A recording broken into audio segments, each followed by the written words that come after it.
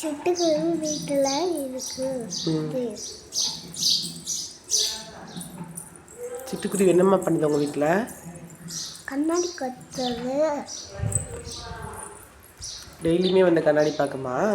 ஆமாப்பா, டெய்லி வந்து கண்ணாடி பார்க்க. கண்ணாடி எந்த கண்ணாடியும் விடவே மாட்டா. மாட்டை கொத்திட்டே இருக்கும். விட மாட்டா. சிட்டுக்குருவி விடாது.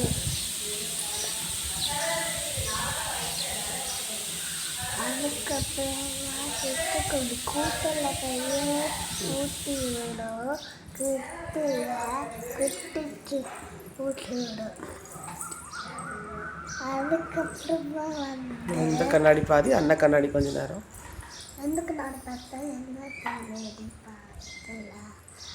அதுக்கப்புறமா அக்கா கண்ணாடி கொத்தால் இருக்கும். நம்மெல்லாம் கண்ணாடி பார்க்குறோம்ல, அதே மாதிரி அதோடைய மூஞ்சி அது சிட்டுக்குருவி கண்ணாடி பார்க்குது. கத்தி ஆகிருக்கு. கொத்திக்கிட்டே இருந்தா உடனே கண்ணாடி.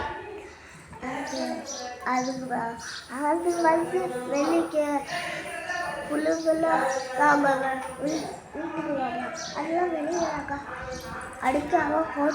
அடிச்சுட்டு போட்டு விட்டுருவோம். அதுக்கப்புறமா சிட்டுக்குருவி எடுத்து அவங்களுக்கு தருவாங்க. சிட்டுக்குருவி குட்டிக்கு தரும்.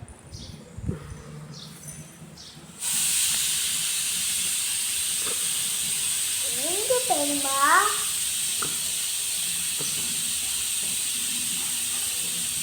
இல்லையா? இப்போ வரும்பாரு மறுபடி.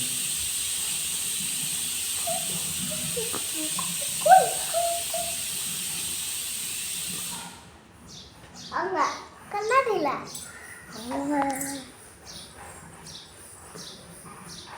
கண்ணாடி கத்தடமே. அது புழு நாங்கள் டெய்லி தண்ணி வைப்போமா, அதான் வைக்கவே இல்லை.